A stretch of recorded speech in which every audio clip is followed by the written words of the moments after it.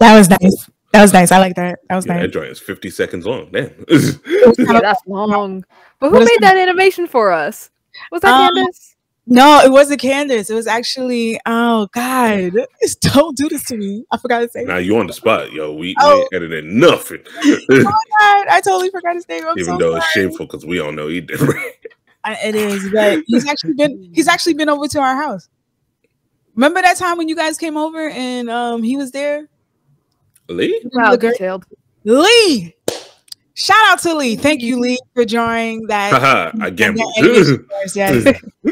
That was always been on black, ladies and gentlemen. Always been on black.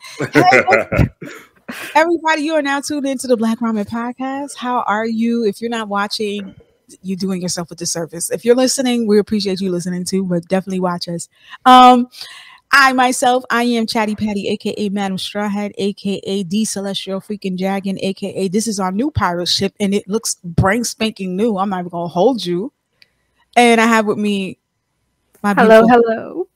This is Sleepy Bree, as usual, as always, and I'm enjoying our new Thousand Sunny.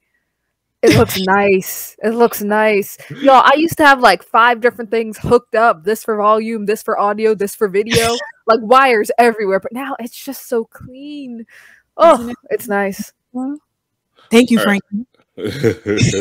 So, yeah, a lot of you aren't going to really know what we're talking about. Pretty much what happened is we finally decided to stop being cheap and spend some money on some software to make our lives a little easier instead of the hodgepodge situation we had where everyone's recording separate things to put together in post.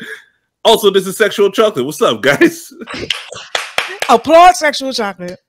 Because when I tell you his navigation skills is A1, A1.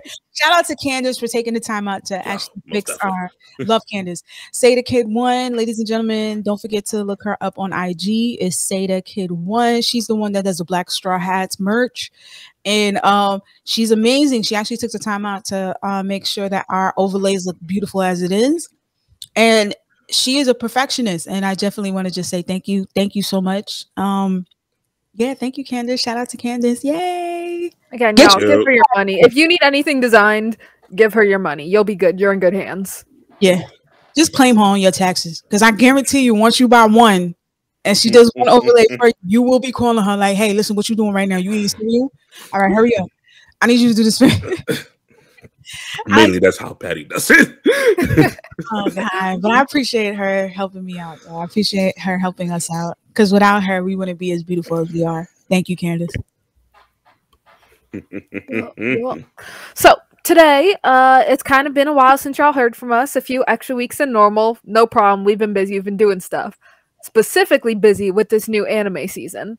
So we've got plenty to talk about this episode, but just quickly want to check in to see what we're all watching, what we're all recommending from the Spring 22 anime season. And I just want to start because y'all, you know me by now. There are 2 things I love, and that is BL and sports anime. And this is a great season for sports anime. It really is. Normally, I'd be lucky if I get one that's kind of good. But so far, high on my recommendations list, Aoashi has been a lot of fun. So that's a new soccer anime. It's more straightforward, burning passion type. Another one that I'm surprisingly interested in is Love All Play.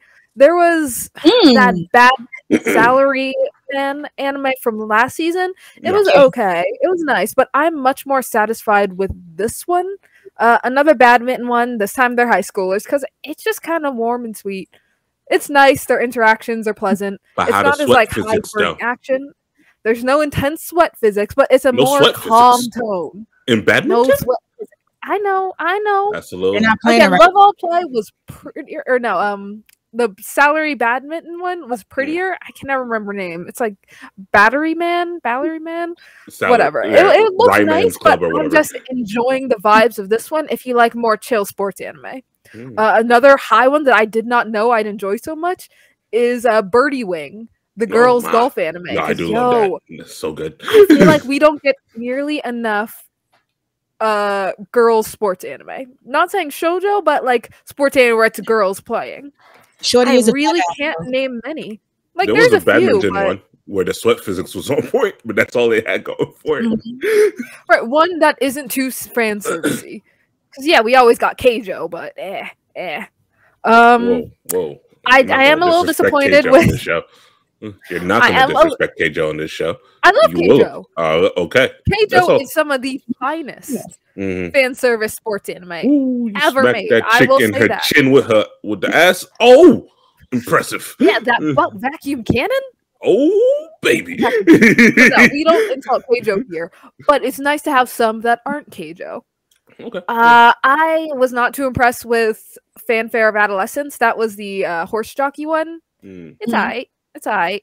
But yeah, I ended up not keeping up with that. And of course, Dance Dance Dancer is still doing an impressive job and looking good. They have some CG in there, but it's not offensive to your eyes.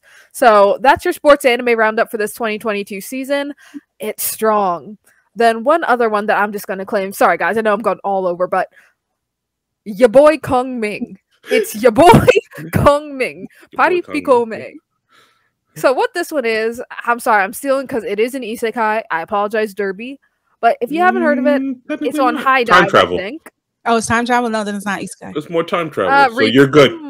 You're good. It's kind of ambiguous. So what happens is, if you're not familiar with Chinese history in the era of the Three Kingdoms, as most of us aren't, there's a genius military strategist. In the midst of the war, he dies, and then he wakes up younger in the middle of modern-day Shibuya, where he meets this young singer and decides, hey, I'm going to be your expert strategist. And using military strategies, he attempts to make her super popular to help her achieve her dreams. Y'all, it's fun. It's wild. I don't know if it's necessarily time travel, because he does die, but then he comes back in his own body, but it's a younger version of his own body. So it's weird. It's a lot of fun. Check it out if you have High Dive. What about y'all? What are you watching? What are you impressed with? What are you disappointed by? Wait, hold on. High Dive is you pay for High Dive, right? Yes. You pay for High Dive. Okay, shout out High Dive. Hey, High Dive, what's up? Just make Since Crunchyroll and Funimation got together, I don't have to pay for Funimation anymore, so I immediately pay for High Dive again. That's good. How's that? High Dive has a lot of anime I forgot about. Yeah, it's like, oh, yo, that's here. Oh my god, y'all have that? They have Monster? No, they do have You're Under Arrest though. Oh, I like You're Under Still in dub. I'm convinced they never made it. They never made it sub. They never made it sub. I'm convinced they never made it sub. You want to go, Patty? Nah, you go ahead. You go ahead. I don't have much this season for some reason. So for me, obviously, watching all the isekai, which is not that many as far as I can tell. We got Skeleton Knight. There's also the Executioner in Her Way of Life. That's fun. They murder all the isekai protagonists as soon as they show up because they might destroy the world with their overwhelming powers. Yeah, that one's High Dive as well. They're Jaegers. I'm not mad with them. They're Jaegers. What else we got? The Otome game one where pretty much he's reincarnated into an Otome game, but he's a side character. So RPG? Is that what it's called? RPG something? RPG Fundo-san? Something like that? No, it's like hold on, I can look this up. I'm on Trapped in a Dating Sim, the world of Otome games is tough for mobs. You know, usual light novel, long ass title. Expected, huh? That's not an isekai, no? No, it is an isekai. Fully expected isekai trash. Honestly, I'm enjoying this way more than I thought I would. He's, it's always nice to have like a demented protagonist who just hates everyone and everything. So that's always kind of a fun ride. Exactly. Nowhere near smart, but he played like the whole game, so he knows like where secrets are. So he's having some fun. Told me on that. I think I'm gonna watch that too. That sounds good. We got the Season of Love this season because you got your Kaguya Summers. You got Science Fell in Love is back for season 2. How's the OP for that one though? Science Fell. It's good. It's not it's not as good. It's not Paradox. All right, but it's still good. Exactly. It's still good, but because of Paradox, it's too high a bar, and they couldn't clear it. All right, not everyone can be Masayuki Suzuki. All right, not everyone can do it every time. Also, Love After World Domination is very fun. Pretty much Really? Power Rangers, and the Red Ranger falls in love with like one of like the executives on like the evil side, and that's just fun watching them try to date. Wait, they do date? They date? Yeah, they're dating as soon as episode one starts. Yeah, they're together. As episode 1? I love this. And it's just like in the middle of like a fight, they'll sneak away to go battle it out one-on-one to not like hurt bystanders, and really they're just going to hang out. I like that. Yeah, I like it's that. very fun. Some great choice booty shots. You know, it's always nice when that art happens. Yeah, it is. That did take me by surprise, though, that I did not think I would like at all, is Healer Girl. I thought this would be absolute trash. I was wrong. Somebody in Japan made an anime just for me. All right, because it is a musical in an anime form. Oh, that one. Like every episode, they got a new song. They're singing just about random tasks. I'm like, this is rank, but you know, cute anime girls just singing all the time. And I love every second of it. It is my healing show for the season. Also, Ascendance of a Bookworm is back this season as well. Pretty much, it's just great season, and I'm having fun. That's beautiful. This is all about Bree and Derby, because I'm telling you right now, I've been stuck on just one anime and one anime alone. Oh, no. Don't come for me. I am heavy on Spy Family. Spy Family. Oh, I knew it. Is the end of all. Yo, it is so good. First of all, I just want to shout out to Derby, because Derby predicted that this manga was going to be amazing. I think it was 2 years ago, because we were still during the pandemic. And Derby was like, you need to read Spy Family. It's amazing. And I was like, okay, cool. And then Kevin, shout out to VOE Podcast. They were like, yeah, this is good. I'm like, for real? He said, yeah, Derby put me on it. Derby got you too? All right, bet. Let me read this. When I tell you, I polished like at least 30 chapters first round in of how good this was. This was amazing. This anime has something for everybody. The story is great. I love the bonding that they have as far as like a family is, you know, trying to learn each other's ways and still being concerning and caring for one another while still trying to make sure the mission and task is really, you know, executed well. I love this. I love the action. I love Yor is such a badass. I swear to God. Okay, I can. I'm trying to. So y'all, it's time for Sleepy Bree to come in and just start dumping on people. I'm sorry, 3 episodes in, and I feel like Spy Family was overhyped. I really loved the first episode, but what I've explained to them before is, I was expecting more action. Spy Family is more slice of life than you expect from a spy and an assassin. It is very slice of lifey and casual in a way that I started to get a little annoyed by the 3rd episode, because it felt like the plot wasn't really getting pushed and driven forward. It was just cute interactions of the family. It is a comedic, cute interactions of the family sort of anime. When I was expecting a little more action from it, like there were some good fight scenes. Episode 1, great job. I loved episode 1. I was enthused. Episode 2 and 3 is like, okay, it feels like it's slowing down. I haven't gotten to episode 4 yet. I'll put my asterisk there.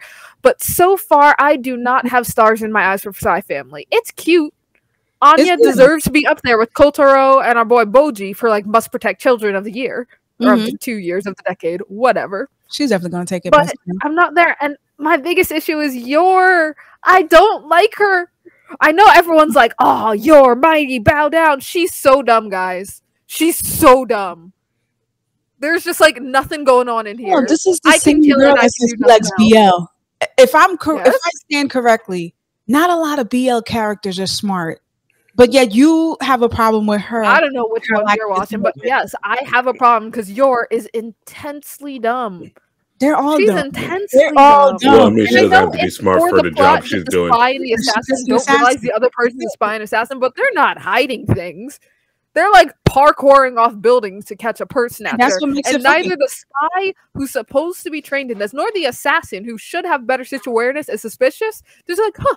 Yo, he needed a wife, and he needed a wife right now. And that was it. Their main focus is just trying to make sure that this kid is protected and make sure that they can handle their mission. The fact that this girl, the fact that Yor has an on switch as soon as they say her name and her eyes just go red and all she sees is red, it's amazing.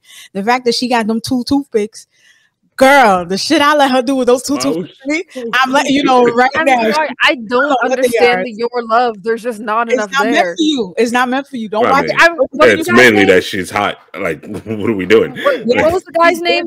The spy? Lloyd. Lloyd. Okay, I do love Lloyd. Of course you do. I love Lloyd. I love Anya.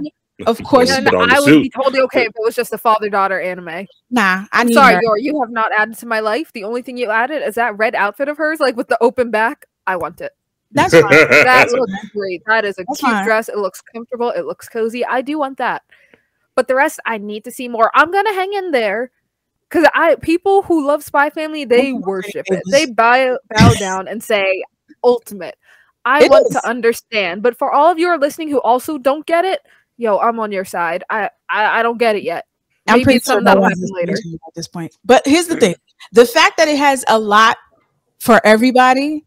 Like I said before, there's a lot of people on TikTok who said that they can actually watch this with their parents because it's such a happy-go-lucky thing, and there's nothing wrong if it's more slice of life. We love all genres of anime over here, even the hentais. But I'm just saying, like, there's nothing wrong with it having more slice of life than more action.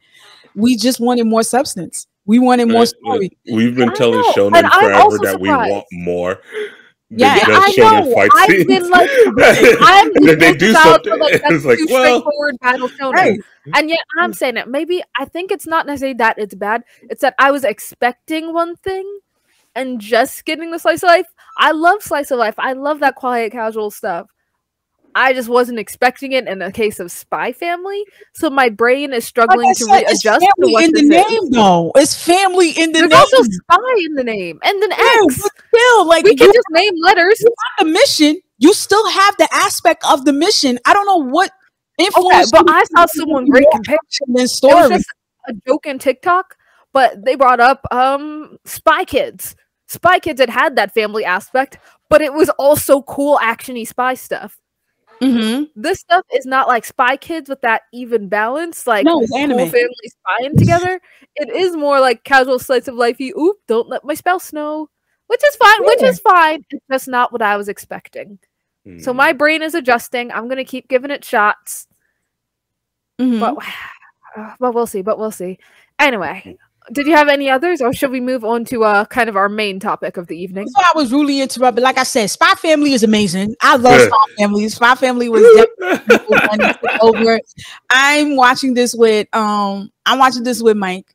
Me and my husband, we're just watching it week to week. Like, oh, this is so good. This is so funny. This is so hilarious.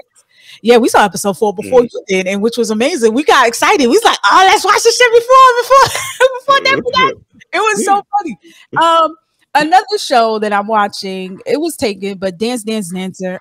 We got an email from Mappa and they said you're welcome. They definitely said you're welcome. This one is definitely really good. The only problem I do have with this is that the protagonist with the Caesar, the one that cut his beautiful hair, he's starting to irk me. Yeah, he's starting to irk me because the battle is not within everybody around him. It's within himself. He does things that to me, I feel like does not make sense. And I would have dropped this a long time ago if Mappa didn't make it look so beautiful with the dance and the choreography. That's the only reason I'm holding on to this. But he's very frustrating to me to watch. If this show took place in college, I would have stopped watching this show. Of course. Because it's in high school, I can give him that grace of understanding the social pressure. It's like, all right.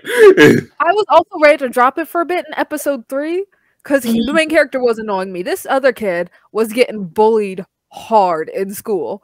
And he was looking on and saying, why doesn't that little wuss fight back? This is his fault. I'm getting annoyed with him. I almost dropped it right there. By the end of the episode, he fixed himself.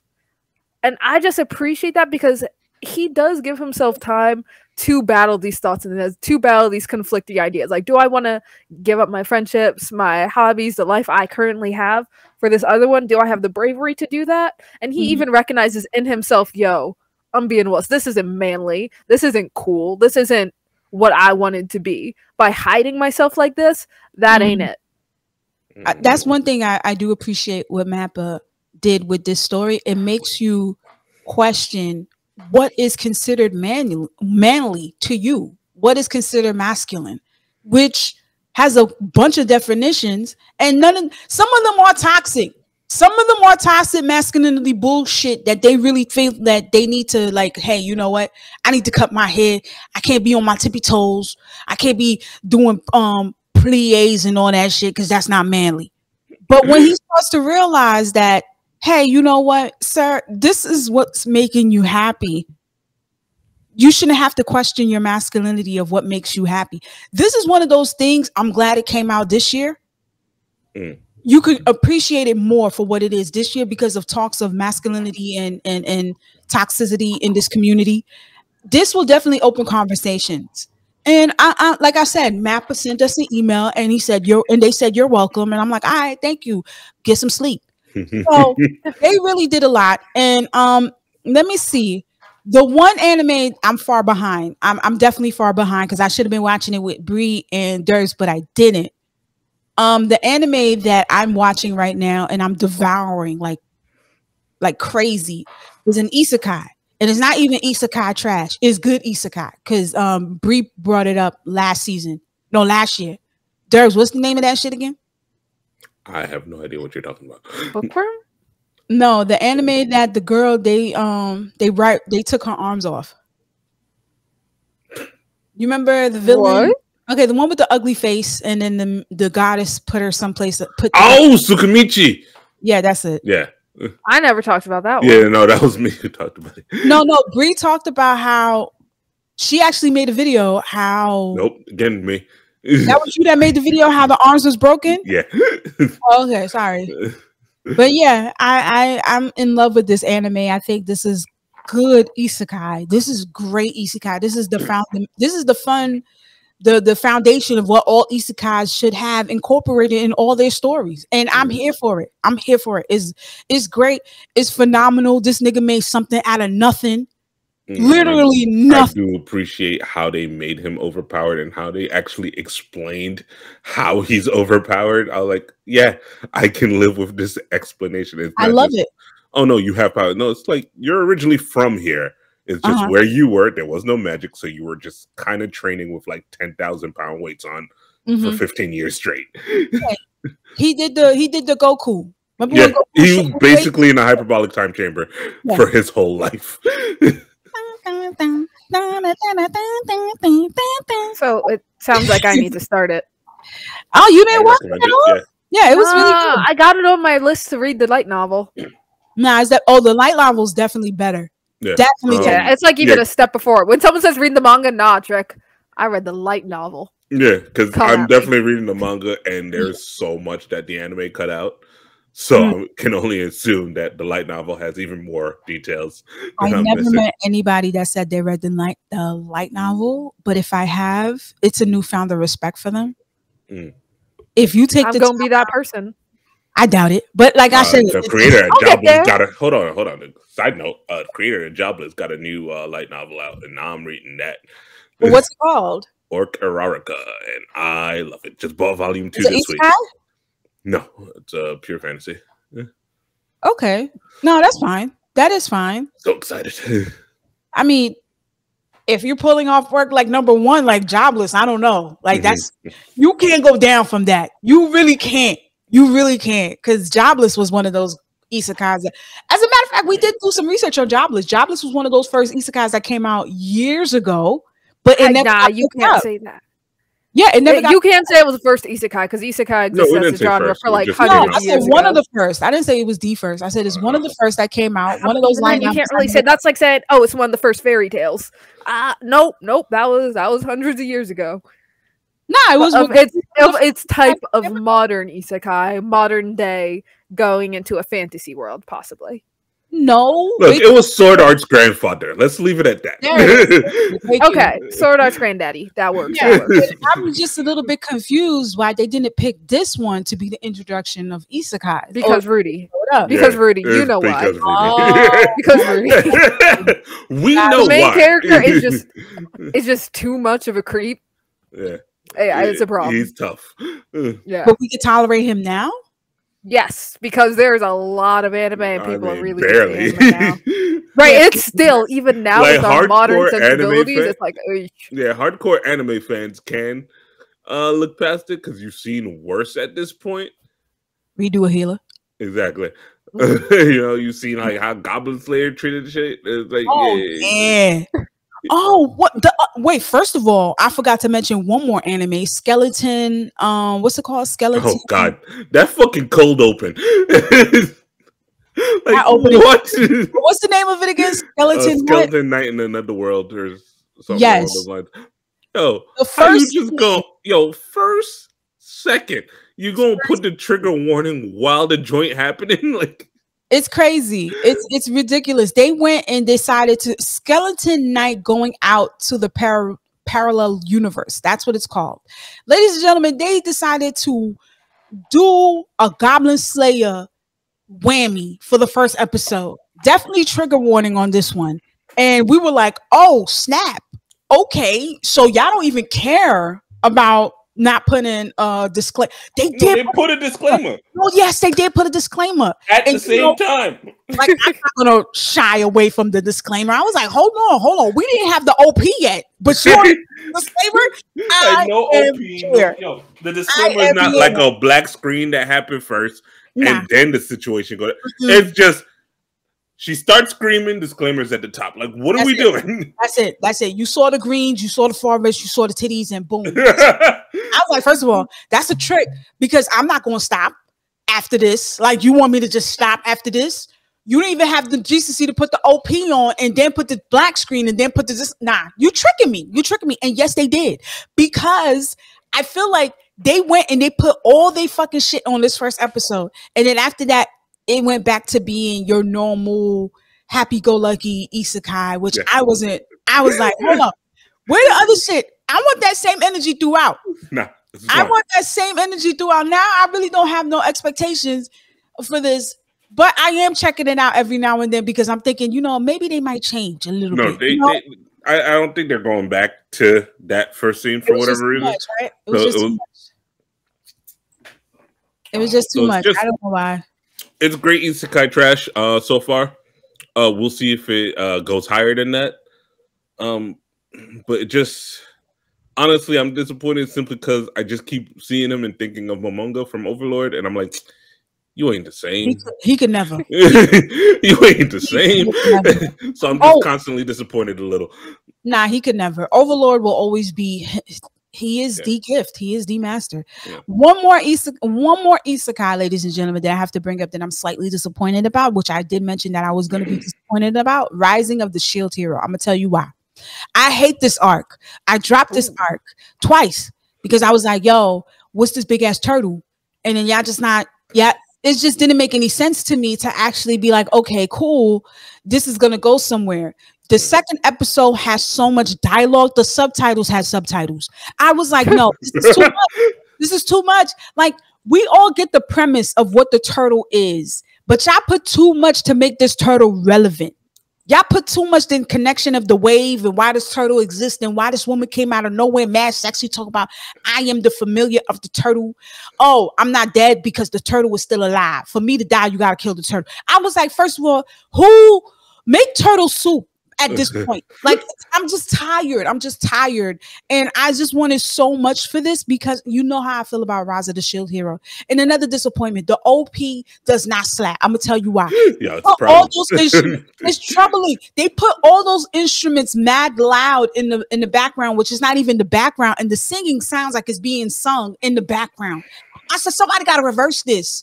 Mad Kid, what happened? What happened, Mad Kid, is like 5 of y'all. None of y'all sat there in the studio while they replayed this and say, hey, listen, can we change the volume on this?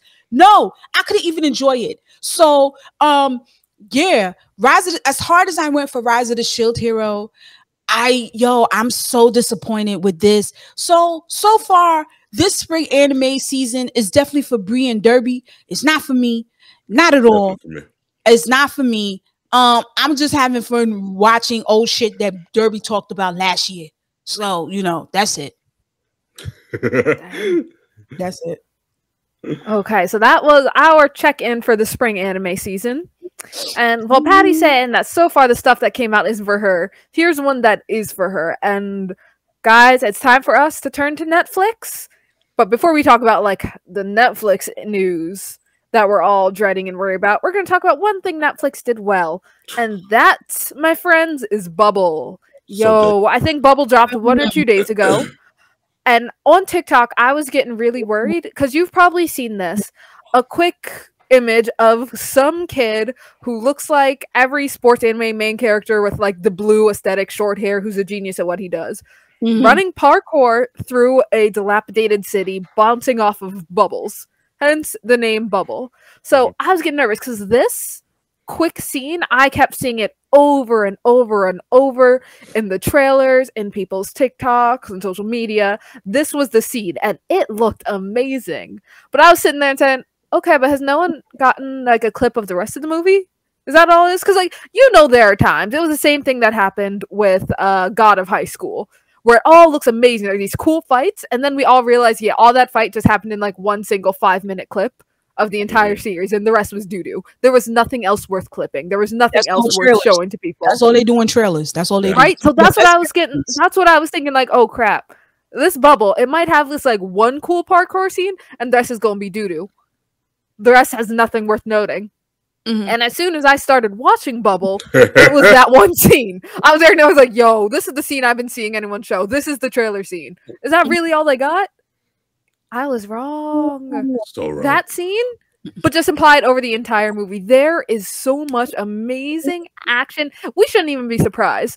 There's a pretty impressive lineup who are working on this movie. It was Wit Studios animating it. I want to say the writer was the person who did Madoka Magica, some Psychopaths. The director had worked on Death Note and I want to say the first 3 seasons of Attack on Titan. So like they had some big names working on this, people who knew what the heck they were doing. And it's so pretty. Guys, it's so pretty. People were always talking about Belle from last year. It's like, oh, it'll look so great. Yeah, okay, that's nice. Belle is a stick figure. This was pretty. This is, yo, it's Vivi the movie. Like, yo, it is gorgeous. Like every time I'm like, okay, they used up all their. I'm like, okay, they used up all their budget here. 10 minutes later, they're like, now we got some more. Bam! Oh, ooh, that's gorgeous again. Shit. They don't sleep, so. They don't. So y'all remember from Vivi. That was the one about the singing android traveling through time to save the world. They had these amazing sun shots where they just decided to change the entire art style and zoom in on her eye. And you just gotta sit there and say, dang, that's nice. Bubble does that, and it keeps doing that. Like every 5 minutes we get another beautiful zoom in, and you just want to pause the screen for a second and admire, and then keep going. So yeah, we won't tell any spoilers, but Bubble, in terms of storyline, is a cross between Japan Sinks 2020, The Little Mermaid, and Prince of Stride. You know all three. Like usually I say characters and story is kind of everything for me. This flipped that shit on its head because I was like, yo, the characters, I cannot name anything but one chick. Couldn't name a single one. Story, I have no idea what was really happening. But how that looked, art book come to life. I was just like, God damn. Yeah, I don't need no sounds, no nothing. Like, just play this over and over. I'll watch that. Like, that's what it is. Damn, that looked good. Don't go in it for the storyline. Don't go in to become super attached to the characters. It's not bad. It just won't. But it is a art book come to life. Just looking at it, you'll be satisfied. So a lot of times, like, oh, this was good, but that's failing. I don't even mind those like weaker points, just because the art and the aesthetic and the vibe is so strong. It carries all the way through the movie. It does not drag. You just feel that. So again, if you're really looking for story, it might not be the movie for you. You might not love it, but if you just want to see like what people can do with animation, here's how it is. If you want to go back to the person at the Oscars who said, oh, animation is just something for kids that you suffer through, bring this up and say, bitch, what's this look like? Huh? What is this? What is this? Is that Dora the Explorer? No, hon. No. Animation is art. And that's what Bubble is. All right. I'll give that a try. But Ladies and gentlemen, unfortunately, we have another letter we have to write to Netflix. So I'm gonna let Bree go ahead and say why we need to write another letter. Throwing me under the bus for this? Oh yeah, I mean, like Netflix, you grab the mic to praise it to high heaven, but when Netflix is tripping, you can go ahead and say all the nice qualities of Netflix. I think I'm ready to write a breakup letter. It's one of those paragraph texts that's, but I'll let you go ahead because I feel like I don't want to start off with a bad taste in their mouth. Look, I want to say, I did appreciate you for the time we spent together for a little bit, but now I got to move on to bigger and better things. So from what I understand, Netflix is at a crossroads. All right, they finally have like real competition in the streaming game, and they're trying to come up with how they can make more money and stay competitive. But everything that they have so far suggested or has been rumored has been some of the most idiotic ideas I have ever heard. Because it's like, you need to understand, Netflix, you are competing with free. Not free to show, free, like $0. Like, that's who you're competing with. You're competing with the pirates of the high seas. And if you try to charge me per profile on my account, like, what? Like, I mainly keep it because I have family members that use Netflix. That's the main reason I keep Netflix. And if you try to charge me, do not. Okay. Let us lay out. Let Bree start it off. You already talking about the breakup already. We need to I know, y'all. Slow down. Okay, I think this is the big issue that's happening all over net right now. So you've probably heard people grumbling about Netflix, people threatening, yeah, I'm ready to dump it, break it up. So what's happening right now is, as of April, it's often the turnover for fiscal year, and businesses are evaluating, seeing how did we do in the last year, in the last quarter, what are we doing the next quarter? Netflix's stocks plummeted. Not like absolute ground zero, but the stocks had dropped. Netflix is having a bit of a financial crisis.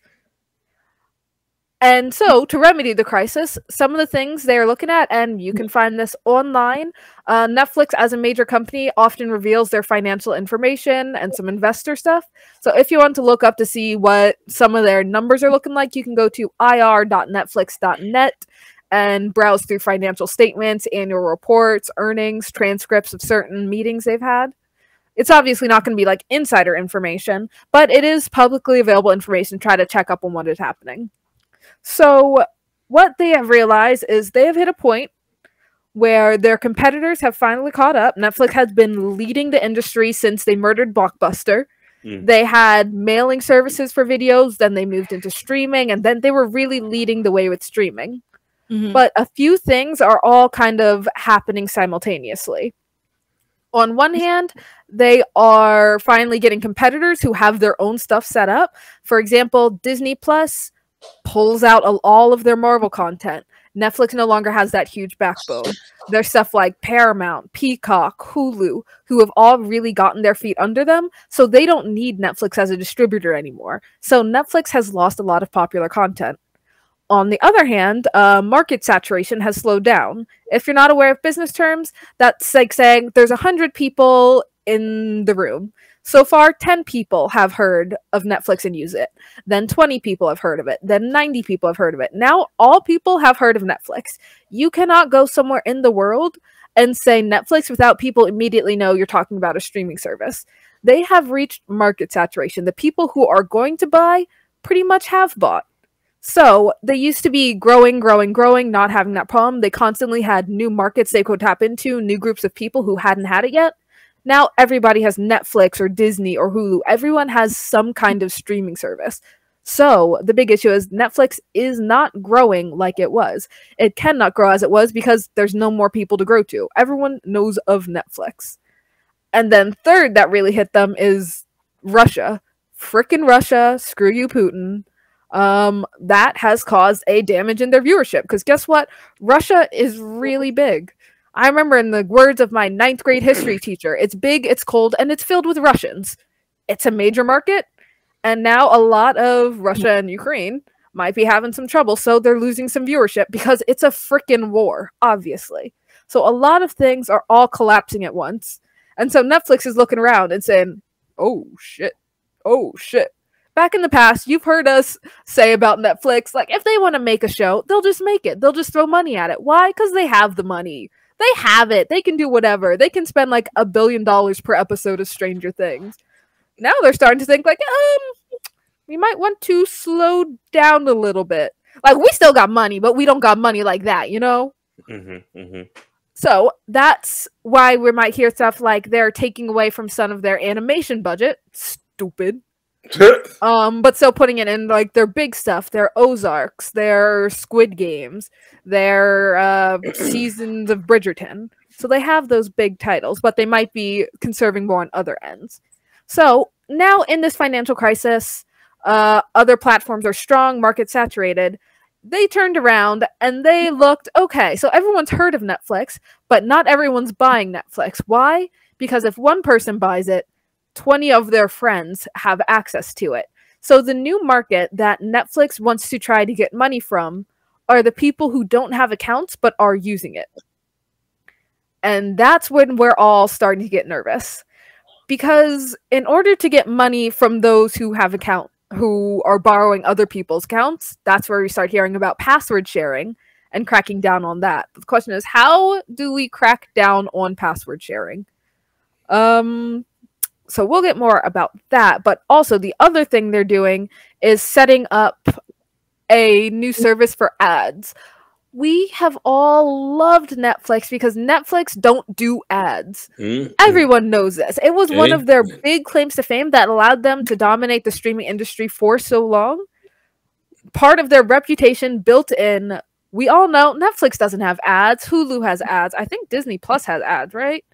Like Peacock has ads, but Netflix never did. But now they're going to be working on opening up a service to have a lower tier ad in their content. A lot of people are unhappy about that. Some people are open to it. But I don't know. How do you guys feel about first Netflix getting an ad service? Or an ad level? I'm completely fine with an ad level. Like, it's just a lower ad level, as long as it doesn't fuck with the top tiers. Yeah, some people say, well, they're just gonna raise your price, and technically you're just paying way more. And I'm like, well, you know, it is what happens. If it gets to a point where it's too much money, I'm gonna drop out. Like, I'm not paying for like 20 streaming services. If you get to like $30, we're done here. Netflix, like, I'm sorry, like, you can't cost as much as it costs, like, you can't cost anywhere near what it costs to put gas in my car. Like, it shouldn't be that much. At least me personally, I just feel like it won't affect me because I won't be in that category where I have to go in the bottom tier account because I'm not doing commercials. I'm not doing it. I'm not doing it. I tried with Hulu. Abbott Elementary is so good. People check out Abbott Elementary. Oh yeah, you can't watch that with commercials. And they you know what they do? They put the commercial at the funny part. I'm saying, and all of a sudden I see a commercial about detergent. You're not doing that to me, Netflix.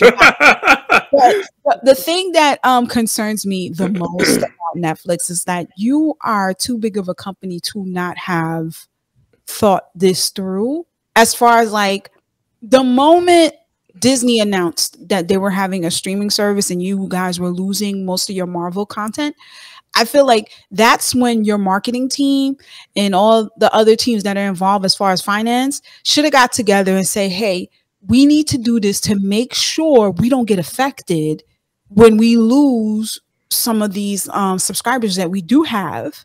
I feel like they should have planned this a lot more. You've been in the game for so long. You took out people. You took out niggas. We saw you took out Blockbuster. We saw you took out what's that, Redbox? You made a documentary about taking out Blockbuster. Or how you like, dang, yo, they dead already. Like, who does that? That's amazing. But my thing is that y'all put out so much content and y'all made so much series and has so many standalone comedy movies and shows. None of y'all sat down to think about, hey, you know what? There could be potential other streaming services. I think they got cocky. They knew their overlay was beautiful. They knew the way their display came up was just amazing to us. It was easy for us. And then you also have a watch list that we already like. You got everything labeled for us. They got cocky, and then this is what happens. I feel like you got too much money to be cocky. Like, you should have been putting all your ducks in a row and understand, like, yo, there's gonna be more. Like, you don't think HBO Max was gonna come through and do some shit? You ain't. That's what I forgot, that? Max. Yeah.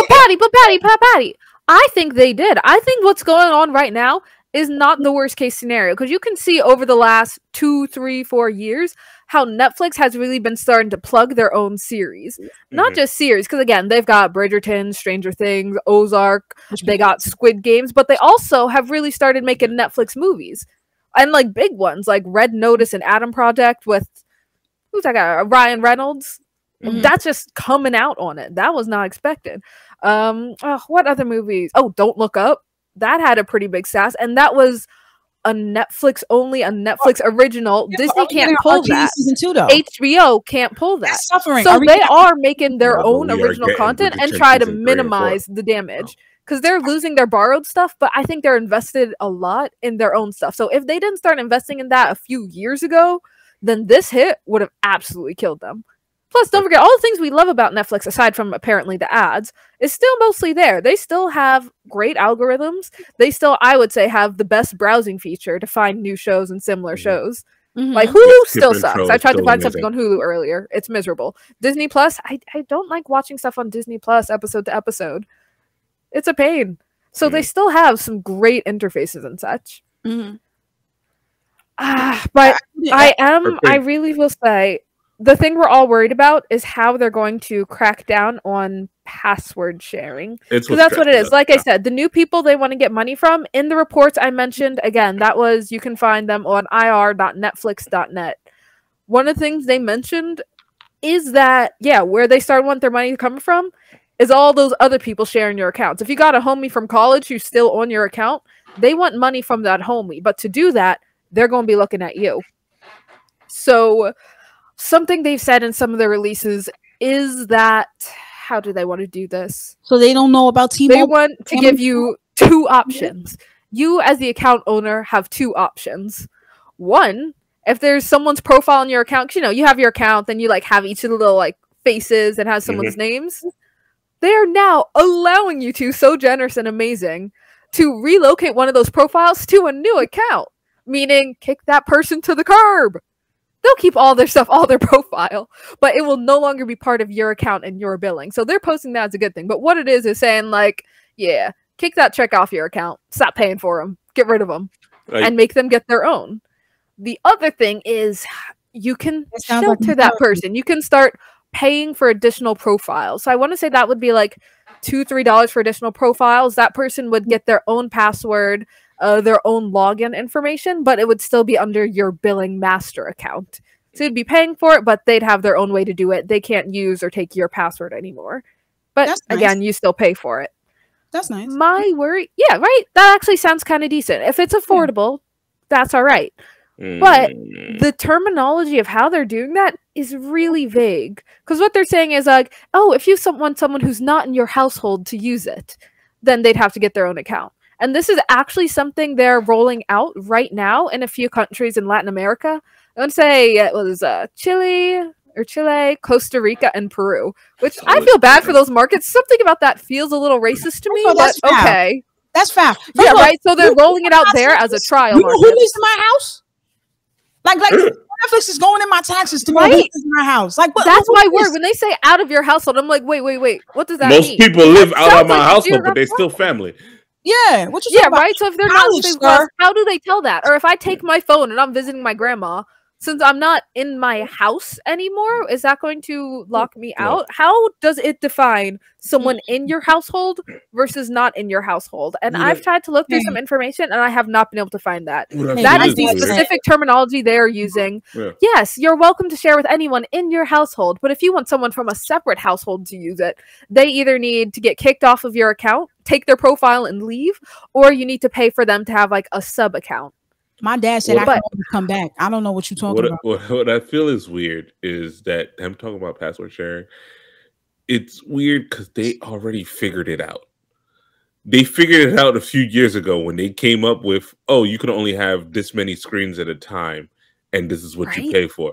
That's perfect. So this many people can use Netflix at once. I'm never on Netflix on my tablet and my TV at the same time. I'm watching one thing, which means somebody else on my account can watch one thing as well. They're also not on their tablet, they're not on their computer and their TV and their PlayStation at the same time. So they're on one thing watching.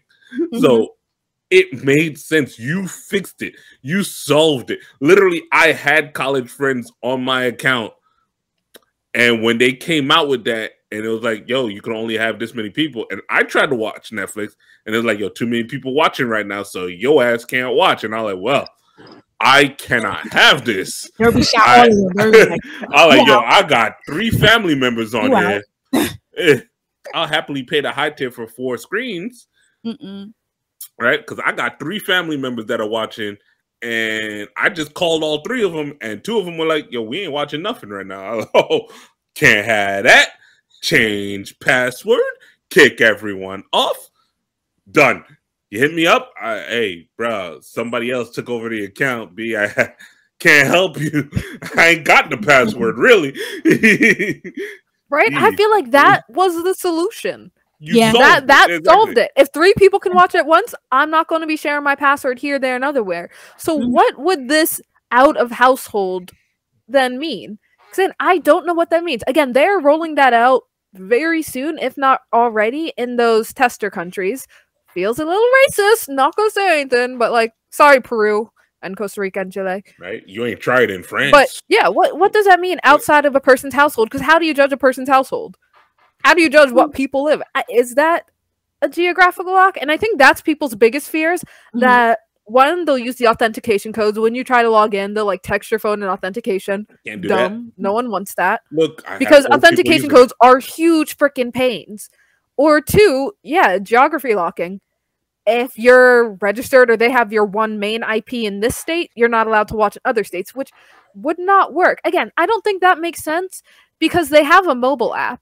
How would they judge what's in your household if someone's walking around watching on their cell phone? Because I watch on my cell phone, I watch on my laptop, I watch on my tablet, I watch on my PS4, I watch on my smart TV. That's 5 devices, just me, and it's my credit card on the account. So I do not want Netflix telling me I can't watch suddenly. That's right. I feel like what they're going to do is they're not going to let us know. They're going to let us know the day of or the week of, because I feel like they don't want to come out early to let motherfuckers know how they're going to crack down on this shit, because there's always somebody who's eating fucking sushi and a tub of Jiffy. One of those smart niggas behind they fucking. I feel like they just eating peanut butter. That was like the worst combo I've ever heard. Like sushi and peanut butter. Like, what? But I feel like there's gonna be someone behind their computer that's never left the house in years will crack that shit and be like, hey everybody, I cracked it. Here's why Netflix is stupid, and do a YouTube video with a mask on with the voiceover. This is what Netflix, like, you know, where they I feel like they don't want us to crack down on it. So what they'll do is implement it like a day before and then just have it, enforce it, boom. And listen, at the end of the day, like, I can't even say that. You know what? I just wanted Netflix to be smarter than this. Like, I feel like they had so much opportunities to just take care of themselves before it got to this point. Yeah, it's not that bad, I guess, but it's just like, for you to be on the news over some shit like y'all scared and y'all pussy over other streaming services. Right. Other streaming service shouldn't even be a competition to y'all. You can't. Me, if I was Netflix, I'd be like, yo, you can't compete what you cannot compare. People like us because we give you the option to binge or not binge. Like, I will always say thank you for Vincenzo. I will always say thank you for Castlevania. I will always say thank you for Arcane. I will always say thank you for all these other titles. That Netflix was one of those streaming services. If you were an anime head and you did not have Crunchyroll or didn't want to invest in Crunchyroll yet because you didn't know if you was going to be into it enough to spend money monthly, you still had Netflix. Netflix brought so many people into One Piece, even though they did not have all Netflix, like 10 years ago, was the best gateway anime site you could go to because they had all the basics. You could get your Hunter x Hunter, you could get your Bleach, a little bit of Naruto, One Piece. When we had the all your like starter stuff. Nah, but when we had the pandemic, when it first started, when niggas couldn't go outside, Netflix was the end all be all. Like, you good? I got my snacks. Let's go. I got Netflix. Netflix party. Like, that's at the Netflix parties where you could all watch together. That was beautiful. Like, Netflix really was like, yo, pandemic, what? But the thing is, Patty, they are still on it. They are still on it. We don't know how bad it is exactly. Cause I feel like the situation of how terrible it is might be a bit exaggerated. I don't think they got hit that hard. They got hit. They're slowing down. But I think they're still going. And they still are, like, at the top of the line. But it's a question of what are they about to do next that might piss a lot of us off. And they haven't told us. We don't know what they're going to do. We don't know how they're going to do it. And it's very frustrating not knowing what they're about to pull out. Because I don't think they're going to tell us. They won't. Why would they tell us? We're already subscribed. We're on auto pay. That deducts from our credit cards automatically. Yeah, we're all spiraling a little based off of just not knowing anything. It's just like, yo, what's the worst thing that could happen? Yo, if they do this, I'm out. Yo, the only thing I'm waiting for is just the announcement of when season 2 of Arcane coming. You're not going to leave me like this. That's all I'm saying. Like, if you continue to put out good content, and they did a lot. They had a studio in Japan strictly for anime, right? We saw the whole view of how the studio looks, and I think it's across the street from Map because they wanted to give them the middle finger. Like, like this is what a studio should look like. Exactly. And not only that, they also have a mascot that looks similar to fucking Crunchyroll's mascot, the girl. So they spent an enormous amount of money just because they could. All this time, you didn't have an advisor to just be like, yo, let's not make this studio that big. We could do just another story over Mappa. We don't need to have a whole fucking stadium and a viewing room for this.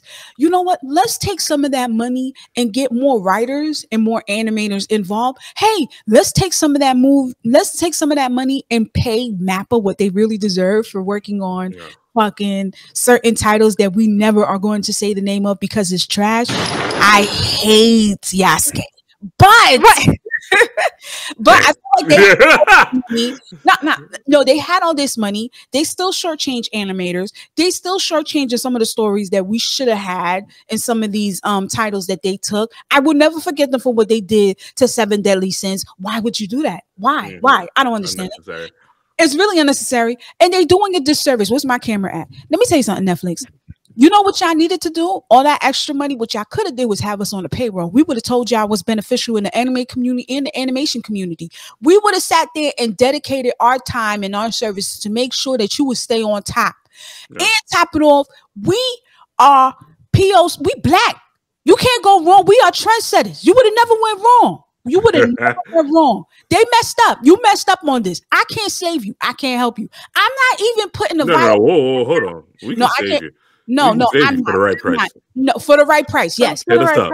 Hit us up. And if you stop with the crackdown on password sharing nonsense again, if people can only watch on so many screens, that should be enough. Like, I don't know. I can't believe people are really sharing their passwords that widely because I don't know how that works. If 50 people has my password, I can never watch Netflix. That's right. That's exactly like I said. That's like exactly how many more are they trying to get?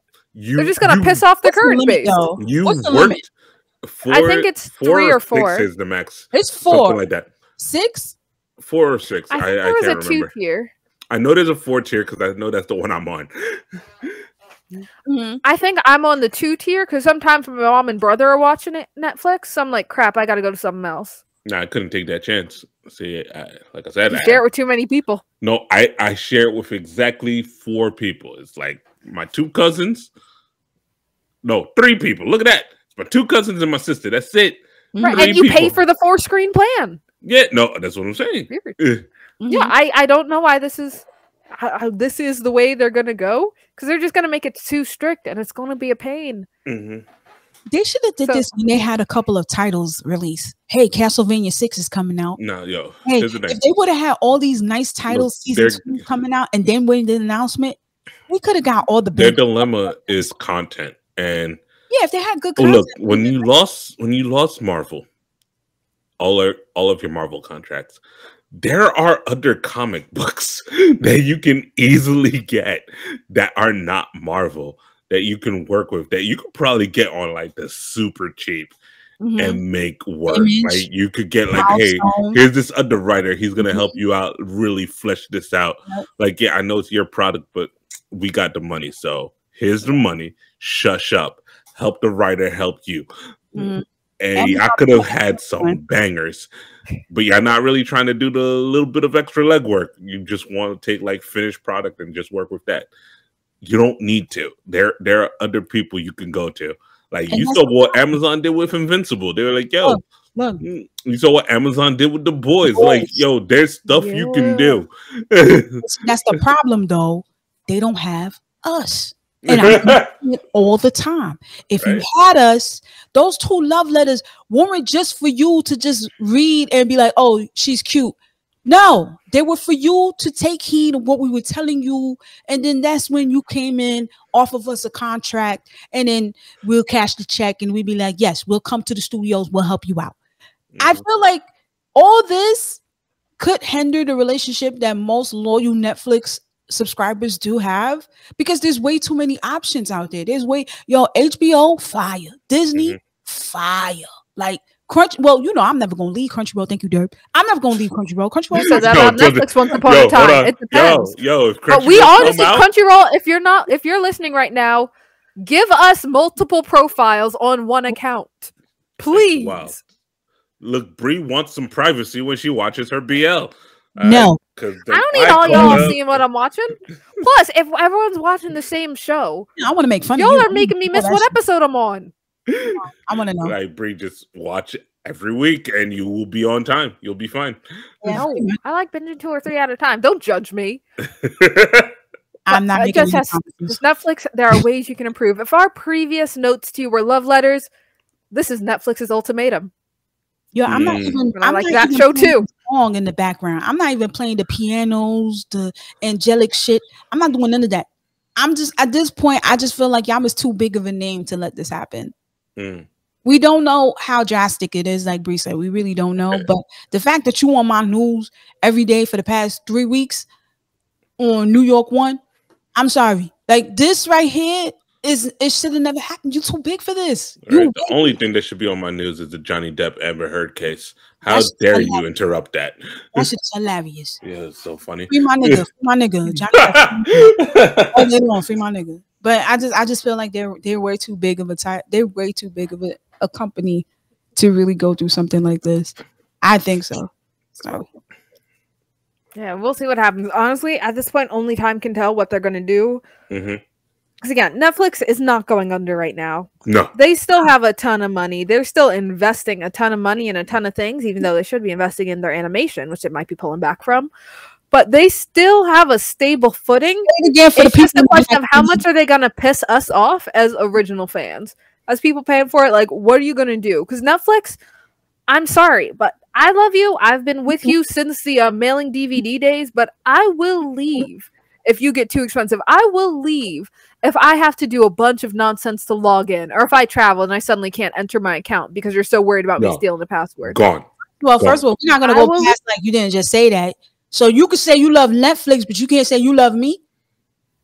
That's a problem. That's a problem. I feel like she said she loves you multiple times. She don't. First of all, Derby, you're not in this. I'm talking to Derby. I'm talking to Bree, not Derby. I am. You don't know that. Yeah, right? You don't know that. You know, she goes like, okay. She goes, okay. I hate that. I'm not doing this on camera. What is this, reality TV? That's right. My God. It's an ultimatum, Bree. No. I don't care what nobody says. I like the show Ultimatum. It's weird. It's not that toxic. Look, Stop it. I know nothing about the show Ultimatum except what TikTok has shown me, and every time it just seems super, super toxic. And I'm like, oh, what? TikTok, you want him to sit in a corner and miss you for 3 weeks? That seems like a lot. I have a question for y'all though. with this going down with Netflix, do you think they would have enough money to put out good content for us to stay with them?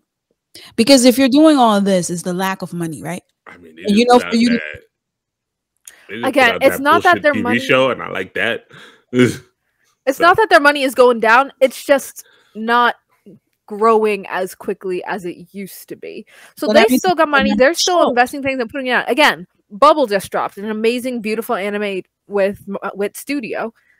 They still have Comey going.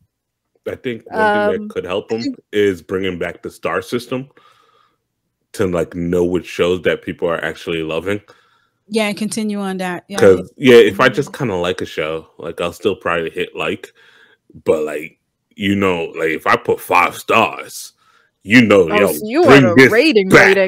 Yeah, I want the ratings back. Like, because bring that show back. That's what I want. Like, your Arcade would be sitting at like 4.8 stars, and that's only because of trolls saying 1.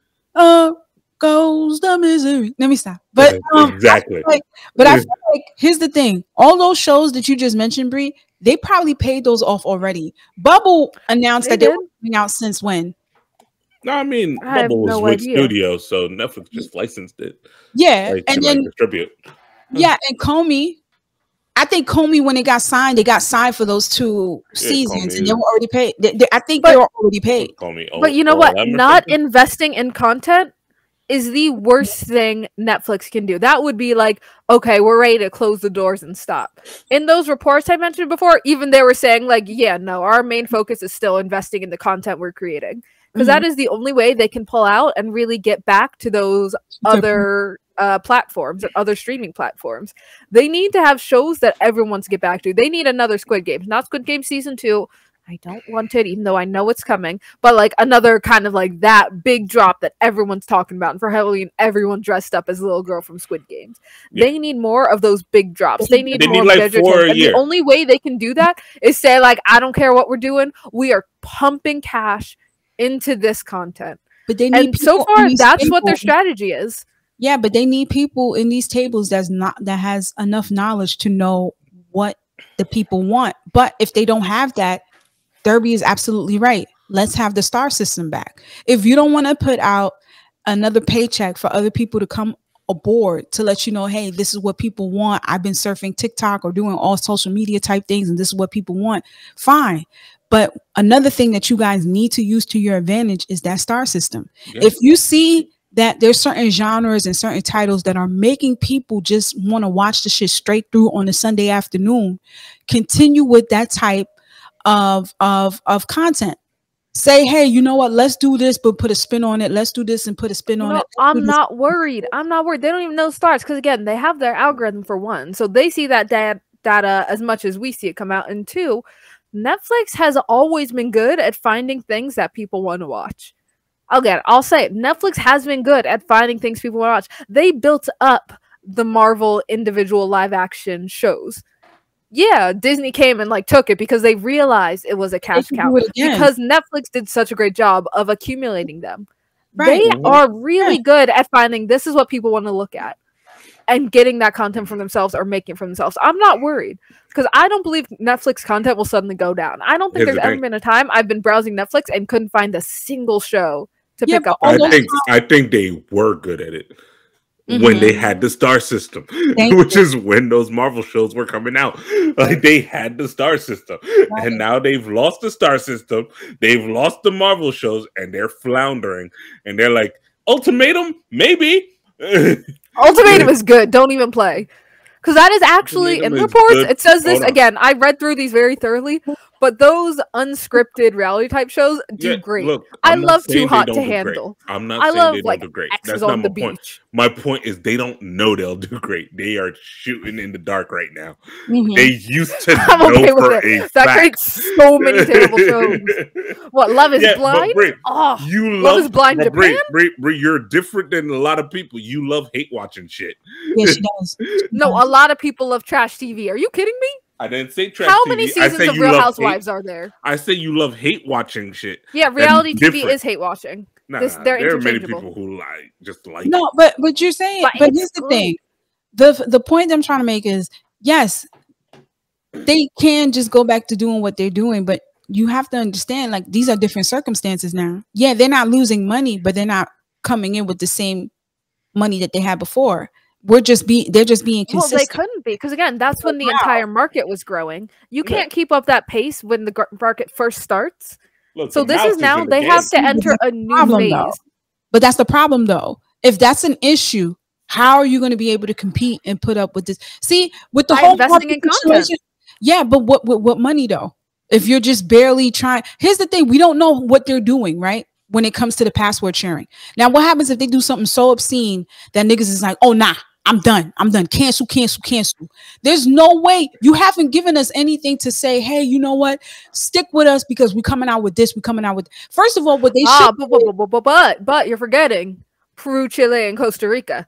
They're testing it on smaller markets. Again, I don't like looking at that. It feels weird to say, like, oh, these minor markets, we'll do it there as test subjects. It feels strange, but that's what they're doing. They are checking, how do these smaller markets react? If we lose a bunch of followers, we're going to pull back and try something else. Yeah. That won't happen in, like, the huge market that is US America, because they don't know for sure. So they're going to test it out, see how people react, not only in terms of testing the technology, but testing the audience response, and then cater what happens here based on there. If they roll it out here, that means they are confident they're not going to lose money in mass. They are confident that it'll still gain them more than it loses. That's the problem. They were too confident for the past couple of years, and that's where they at now. All I'm saying is that if you're going to do all this, I feel like you should at least come and say, hey, don't worry. We're still going to come out with this. We're going to come out with this. And there's another show that you guys are going to love. I feel like they should have did that. Somebody in the team was like, hey, you know what? Let's make them optimistic about what the new changes are, because it's also going to involve more content. I feel like the marketing should have been a lot better. You'll be getting more. But you're getting exactly. Okay, so you want them to make these announcements of possible increase in wages and new policies, along with the new contents of, but here's what's coming out in the next season. I'm going to be hurt, but I'm also going to be happy. Right. You know, it's like, okay, I'm just really investing in, like, Bridgerton Part 2, 5, whatever. Yeah. I don't know. Bridgerton's the last thing I really watched on Netflix that I can think of. Tell me Vincenzo has this twin brother that we never knew about. I'll take Vincenzo season 2. If you give me a whole new Vincenzo Part 2, that would have been lovely. And he's in France? Come on. Part 2 in France? Yeah, I'll take it. I'll take it. Yo, but I feel Vincenzo like eating a croissant? Let's go. With a latte or a cappuccino?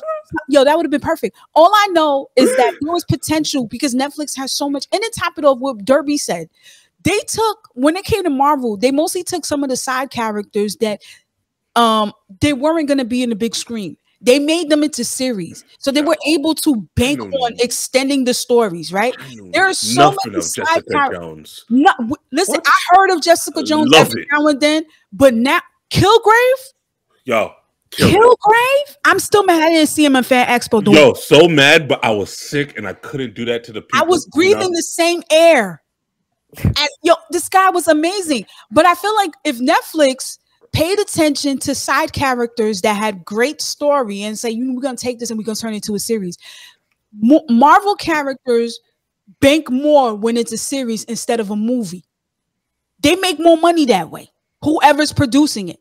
I feel like if they were to do this, take the money and whatever money they have and use it right, we wouldn't be complaining. There wouldn't be a love letter or a goodbye letter coming from us.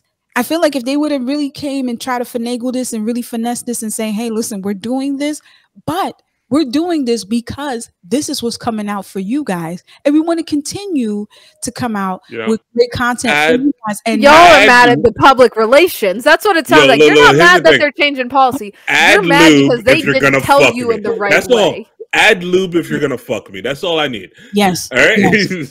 Yes. I'm mad they didn't do that. I'm mad like we're ready to give up. It doesn't sound like we're ready to give up on Netflix. We just want them to be a little nicer to us, a little more gentle when they do this. You know, give us a little kiss before they ask us for more money. That's right. I'll take one in the forehead, thank you. So yeah, then it's all like our official policy is Black Ramen is hanging tight. We're going to keep our ears out. We're a little discontent, but you know, we're not going to give up on our bae that quickly. That's right. I don't know. Look, But I've we been will with if you Netflix treat us wrong. Yeah, I've been with Netflix way too long. But yeah, if you, I have some things like Yeah, we all you have do bottom it, lines. I'm out. But We do. we do have a special announcement now that we're done with the Netflix update in our relationship. Ladies and gentlemen, Black Ramen has just been approved for press passes for DreamCon 2020. Oh shit! Yeah, yeah. Woohoo! Yeah, so you will see Fucks it. my whole pocket up. What did it? We didn't spend time with Like, the hotel. oh, the scramble. How much plane tickets cost right now? Yo. But you know what? This is what I like about the email they sent us. They said thank you for waiting, right? For having patience. We are giving you press passes, and if you bought tickets, we will refund you your money after the convention. I thought that was beautiful. I thought that was amazing. I don't think cons do I that. didn't buy no tickets because they were sold out. Yeah, They were sold out immediately. God damn, they were impressive. sold out months before they released Yeah, press passes. It was.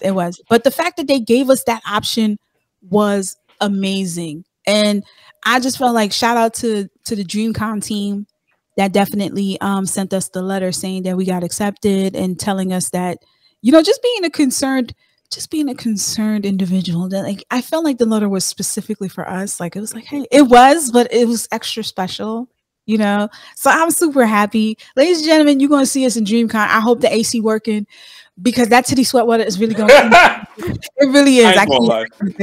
I'm very stressed about being in Texas. Anyone who knows me, I'm terrified of the South. Terrified. Just constantly confused about going into KKK country. But you know, I'm gonna do it. I'm gonna do it for y'all. And also for me. Really for me, because I want merch. Yeah, I think that's the best food that we're gonna get. Real Southern food. I can't wait for fried chicken and cornbread and fried okra. I'm definitely looking for all the spots that we can eat. So I'm not even gonna hold you, but I'm super excited about that. So again, thank you, DreamCon, for even considering and looking at us and be like, hey, let's give the motherfuckers a ticket. Thank you. Thank you. And another thing I wanted to mention, we did get an email from Liz. And I want to pull it up because she responded to Bree specifically. So, shout out to Liz. I don't want to say your whole name just in case. She said, hey, Bree, Patty, and Derby. And she spelled did she spell Derby right? I think she spelled Derby right. Because apparently Derby's mad at me because I added extra R. Yo, she always types my name Derbury, which makes no sense. At no point in my life have I named myself Derbury. I've never written that to her. I've never told her that was my name. She just added an R out of nowhere. And I love it though. It looks whatever. Good. It's a problem whenever we're filling out contracts and stuff, and they're like, "Hey, we need your legal name," and they all start typing Derbury. It's my correct. It feels that should be your name. Okay, but she writes, hey, Bree, Patty, and Derby. I was listening to the past episode and y'all mentioned wanting to do a J-pop dance class. There are some local choreographers known as REK, and she gave us a link for a J-pop dance class, which I didn't know existed. So that's cool. Thank you. I'll share the link on a clip of this video on our IG. Thank you so much for actually taking the time to writing an email. We want to thank all our listeners for watching us on YouTube and on Spotify and just listening to us and vibing with us. Thank you so much. We have merch. Definitely don't forget to go on our Instagram. We have a link tree where we have our merch right there. Don't be lazy. Just click the, oh, I like that. Yeah, that's cool. Just click on the link. Just click on the link. We got merch. We got pins. We have hats. We have what? Do we have the water bottles? We have the water bottles, right? I think so. Yeah. We have the water bottles. Whatever Red Bubbles lets us sell, we have. Yeah, I mean, don't deprive yourself, especially in times of need when you outside and you go into these cons and you know you don't trust them fountains. And sometimes you want to be cheap. You don't want to buy a water bottle. Put half ice, half water. Last you all day. All day long, and you want to carry your merch? We got backpacks. All ice. Oh, all ice. That's good too. Nah, because you're gonna be mad thirsty and just shaking the bottle. Well, Wait, how you gonna do the bottle? You're not gonna be mad. Wait. How you gonna do the bottle? How you do the bottle? Yo, stop making her make obscene things. She did it. She did it first. I let Reddit handle that. She's gonna be on Rule 34. But another thing, ladies and gentlemen, if you're in the NYC area, we are going to the Patches and Pins Expo May 14th. We are looking to spending all the monies, all the freaking not all the money. Save some for July. All the monies. Thank you. Save some for July. She don't know who she talking to. What? I forget. Me and Derby, last time we went to Patches and Pins, we told ourselves we have a budget. The way me and Derby came out. Now, I told myself I had a budget. The way I came out, I was like, damn, I was going to be mad.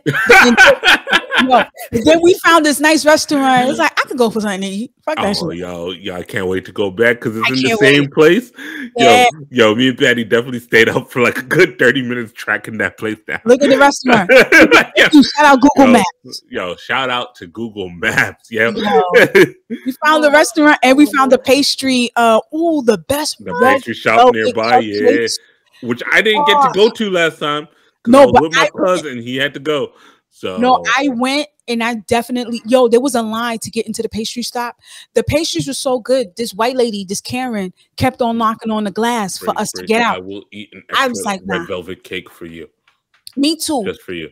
Me. That's right. Y'all suck. Two for you. Hey, Bray, you could be here. You keep telling me no. I'm working on it. Y'all are just going to DreamCon in Texas. I'm heading up north to Boston for Anime Boston. Oh, yeah. That happened at the end of May. Yeah. Y'all, here's a quick tip to anyone. If you don't run a podcast, but you want to get into cons for free, volunteer. Yo, I'm serious. Volunteering gets you so many perks. I will be working security detail at Anime Boston. Yo, can you imagine Brie as security? I know, it's hilarious. She's go push her. I can't believe I got it. Gonna bring like one of those 99-cent fans and just blow her away. I'm saying this right now for any of y'all who might want to try Boston. It might not even be too late if you still want to apply to possibly be a volunteer. I want to say there may be a few teams who are still looking for people to join. So head on over to Anime Boston's site, check under the volunteer section, and see if there are any positions still open. Because they treat their volunteers well. I feel like you can sneak in. I think you can sneak in and you have a bunch of matcha powder in a bag for Brie. She'll be like, yo, that is how you do it, right? Just bring her extra tea bags. No, I want to get invited back next year. Stop it. No, I am pure and detailed security. I'll be like doing lifts to really secure that. Excuse me, ma'am. Please wear a mask. Excuse me, sir. Is that a mask? Yo, just bring her Yuri on ice pins. She'll let you in. Oh, matter of fact, if you go and Bree says, "What's the magic word?" and you just say, "Can you hear?" Right? Yo, just say Stop touching me! Stop! You say Yuri on ice cream, and if you have tights and you do the whole thing, we will let you in. Bring her a quick poster.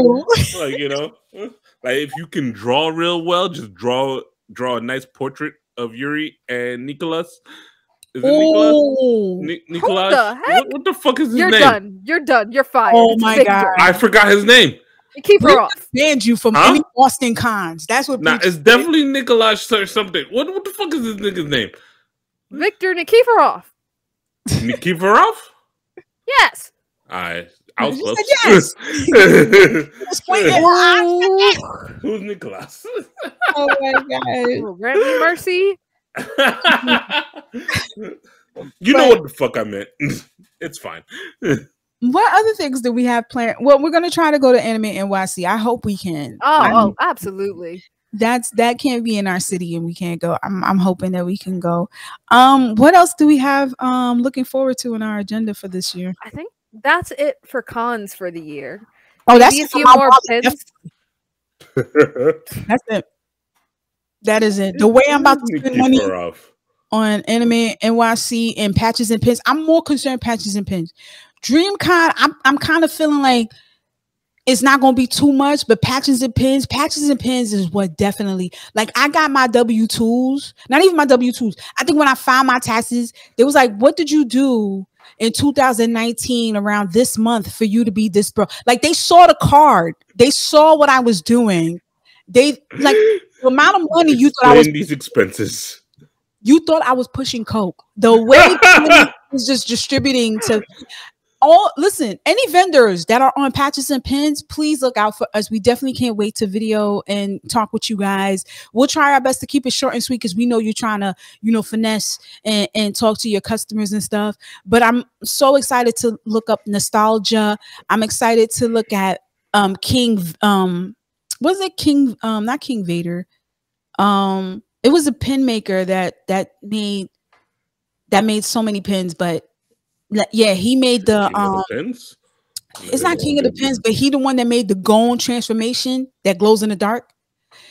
I got a few of those. That pin cost me a pretty penny, and it's heavy as shit. That pin was like almost the highlight of my that pin was amazing. Damn, Bree, the fact that you're not even gonna be here at Patches and Pins. I'm saving my money. The more you talk, the more I'm glad I'm staying away. Man, listen, she's gonna say all that. I gotta save. Say all that. Derbs, I need you to do me a favor. I need you to get a whole new sweater. You put all the new pins, nice and shiny, with the chain and the metallic, all that shit, and just be like, "Hey, babe, I'm here to pick you up." Just light work.